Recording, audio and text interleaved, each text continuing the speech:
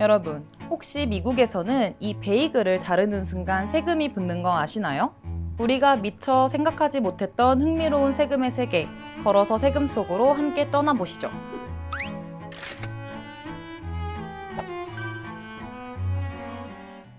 뉴욕에서는 통 베이글엔 세금이 붙지 않지만 이 베이글을 자르는 순간 8%의 세금이 부과됩니다. 베이글이 가공되었기 때문인데요. 매장에서 먹고 가는 경우도 마찬가지입니다. 이런 베이글세를 피하려고 다양한 재미있는 시도가 있었어요. 실제로 크림치즈를 판매하는 필라델피아 회사에서는 굳이 베이글을 자를 필요 없이 크림치즈를 안에 채워 넣은 베이글을 한정판으로 출시하기도 하였습니다. 이게 베이글세라고 불리지만 정식 명칭은 판매세인데요. 뉴욕 사람들이 베이글을 하루에 수만 개 소비하다 보니 이런 별칭이 생긴 것 같습니다. 우리나라로 따지면 부가가치세와 비슷한 느낌인데요. 김치나 두부, 간장과 같은 식품은 가공된 식품이지만 우리 식탁에 자주 오르다 보니 과세를 제외하고 있습니다. 하지만 같은 김치라도 마트에서 포장된 형태로 판매하게 되면 부가가치세가 붙는데요. 베이글세와 결이 비슷하죠? 두 번째는 바로 탄산세입니다. WTO에 따르면 전 세계 비만 인구가 1990년대 이후 2배 이상 증가했다고 하는데요. 근데 그 인구가 현재 약 10억 명에 육박한다고 합니다. 이는 전 세계 인구 약 8명 중 1명에 해당하는 수치라고 합니다. 이런 상황 속에서 각국 정부는 비만율을 낮추기 위한 다양한 정책을 시행하고 있는데요. 탄산세도 바로 그 중 하나입니다. 탄산세는 설탕이나 인공 감미료가 들어간 음료에 부과하는 세금으로 국민 건강 보호와 질병 예방에 그 목적이 있습니다. 우리나라에도 탄산세가 도입된다면 굉장히 큰 파장이 일어날 것 같은데요. 그럼 제로콜라도 해당될까? 궁금해하시는 분 많으실 것 같아요. 하지만 제로콜라도 인공 감미료가 들어가다 보니 과세 대상에 해당이 될 것 같습니다. 한편 덴마크는 2011년도에 고지방 식품에 과세를 하는 비만세를 시행한 적이 있는데요. 세금에 대한 국민의 저항이 엄청 컸습니다. 자국에서 구매하는 게 부담스러워져서 다른 나라에서 구매를 하다 보니 내수 경제가 침체되고 고용 위축으로 이어졌는데요.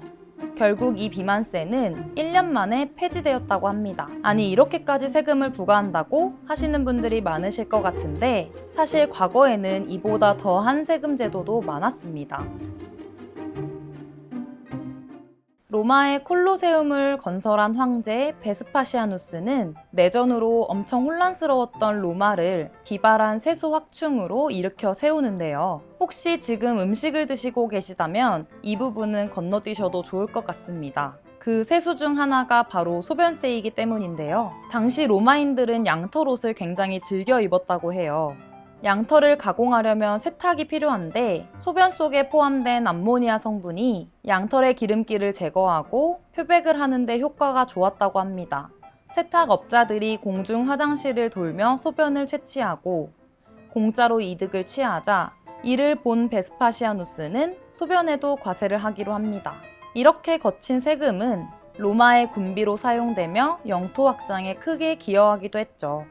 실제로 베스파시아누스의 아들 티투스가 소변에 세금을 매기는 것에 대해 못마땅해하자 베스파시아누스는 동전이 가득 든 자루를 아들의 코에 내밀며 돈에는 냄새가 나지 않는다 라고 했던 일화가 유명하죠.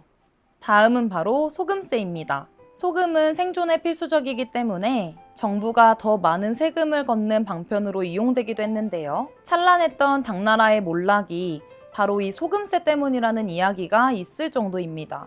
당나라 정부는 소금을 독점 후 전매를 하는 방식을 사용했는데 얼마나 소금을 비싸게 팔았는지 이때 세수의 절반이 소금을 판매한 이익이었다고 해요. 자연스럽게 소금 밀매가 성행했고 일부 소금업자들은 매점매석하며 폭리를 취했다고 합니다. 이를 지켜보던 소금 상인 황소는 자신과 같은 가치관을 가진 소금 상인들과 더 좋은 질의 소금을 더 싼 값에 판매했고 소금세에 불만을 품은 백성들과 정부에 맞서기 시작합니다. 이것이 바로 당나라의 멸망을 가속화시킨 황소의 난이에요. 자, 이제 근대시대로 넘어가 볼까요? 러시아의 표트르 대제는 귀족들에게 긴 수염을 깎도록 했습니다. 하지만 당시 러시아인들은 수염을 하늘에서 내린 선물이라고 여길 정도로 신성히 했는데요. 귀족들이 거세게 저항하자 표트르 대제는 수염을 자르는 대신 수염세를 부과했다고 합니다. 한편 영국에서는 집안에 있는 벽난로 개수만큼 과세를 하는 벽난로세를 운영하고 있었는데요. 벽난로세를 부과하기 위해서 세금 징수원들이 가정을 방문해야 했고 반발이 굉장히 심했다고 합니다. 그래서 나온 게 창문세예요. 창문은 밖에서도 쉽게 볼 수 있기 때문에 세금을 걷는데 더 용이했다고 해요. 하지만 이 세금을 피하려고 창문을 합판으로 막아버리는 집이 많아졌고 일조량 부족으로 우울증을 호소하는 사람들이 많아졌다고 해요. 이 외에도 영국은 모자세, 헤어 파우더세 등 다양한 세금 제도가 있었는데요.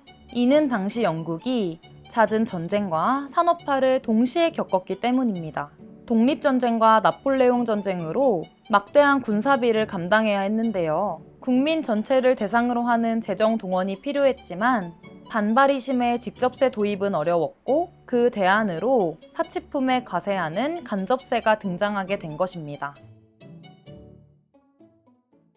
하지만 이런 세금 제도의 정점을 찍고 오늘날의 세금 제도의 중요한 토대가 된 사건이 등장합니다. 바로 1799년 영국의 윌리엄 피트가 최초로 소득세를 도입한 것인데요. 당시 영국은 나폴레옹 전쟁으로 재정이 거의 바닥난 상태였습니다. 국가 부채는 전쟁 전 대비해서 2배 이상 늘었고 재정의 3분의 1 이상이 이자 상환에 쓰일 정도였다고 해요. 기존 간접세만으로는 이 비용을 다 감당하지 못할 것이라고 판단한 윌리엄 피트는 과감하게 소득세를 도입합니다. 세율 10%의 혁신적인 조치였죠. 이렇게 안정화된 재정은 영국이 나폴레옹 전쟁에서 승리할 수 있는 원동력이 되었습니다.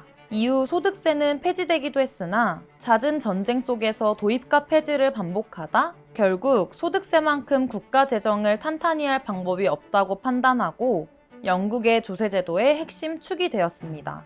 그리고 이것은 현대 소득세제의 시초로 평가받고 있죠.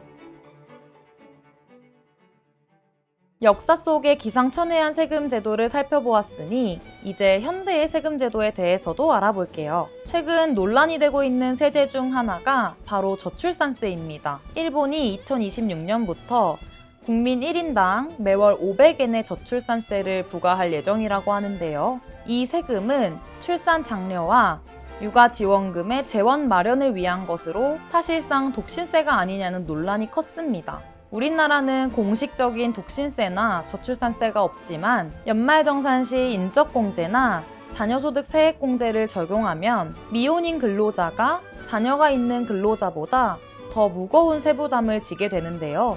어쩌면 이것이 일종의 독신세일 수도 있을 것 같습니다.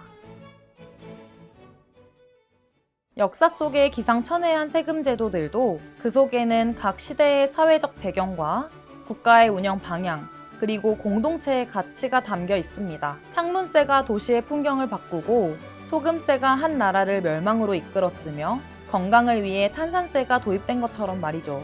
어쩌면 미래 세대가 보기에 현재의 세금 제도 또한 이색 세금 제도로 여겨질 수 있겠죠? 우리는 세금을 내기 싫은 존재로 여기지만 우리가 내는 세금은 공공 서비스, 치안, 국방 등 사회 곳곳에서 정말 중요한 역할을 하고 있습니다. 결론적으로 세금은 더 나은 사회를 위한 공동 투자금이 아닐까요?